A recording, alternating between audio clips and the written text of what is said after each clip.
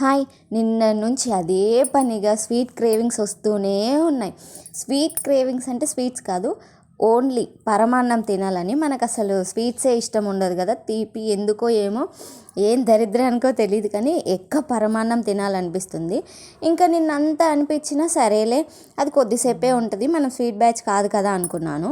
అయినా సరే ఇవాళ కూడా ఇంకా అదే పనిగా అనిపిస్తుంటే ఇంకా చేసేది ఏముంది, పిల్లలకి ఎలాగో ఏం స్నాక్ కూడా లేదు, ఇంట్లో అన్నీ ఉన్నాయి, శనగపప్పు, బెల్లం, పాలు. ఇంకా సరే అని ప్రాసెస్ స్టార్ట్ చేసి ఇంకా చేశాను. ఇంక ఇంతెందుకు చేస్తున్నావమ్మా అనుకుంటే, మనమేమో స్వీట్ చేసుకున్నప్పుడు పక్క వాళ్ళకు కూడా ఇవ్వాలి కదా, అది మినిమం సెన్స్ కదా మనకి తెలుగువారంటే.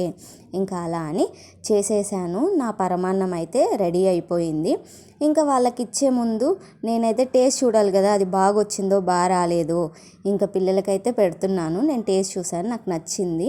ఇంకా వేడి మీద స్వీట్నెస్ కంటే చల్లగా అయ్యాక బాగుంటుందని మాకు అనిపించింది అనమాట.